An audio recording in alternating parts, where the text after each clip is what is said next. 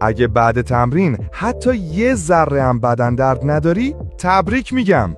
احتمالاً هیچ فشاری به خودت نیاوردی و طبیعتاً هیچ پیشرفتی هم نکردی. میدونی چرا؟ چون ساخت عضله با یه چیز ساده شروع میشه. پارگی‌های ریز توی بافت عضله. بدنت وقتی قوی تر میشه که این پارگی‌ها ترمیم بشن. درد یعنی تو به عضلات شوک دادی، یعنی داری رشد میکنی. اگه بعد تمرین همه چی عادیه و خبری از درد نیست، بدون هنوز اونجایی که باید نرفتی. داری فقط وقت میگذرونی، نه پیشرفت میکنی، نه تغییری میسازی. ببین، رشد جایی شروع میشه که دیگه نمیتونی ادامه بدی، ولی یه تکرار دیگه، فقط یه تکرار دیگه رو انجام میدی.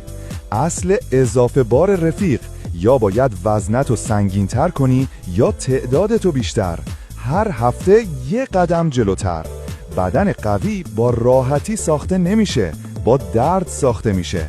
حالا بگو ببینم، امروز واقعا تمرین کردی یا فقط باشگاه رفتی؟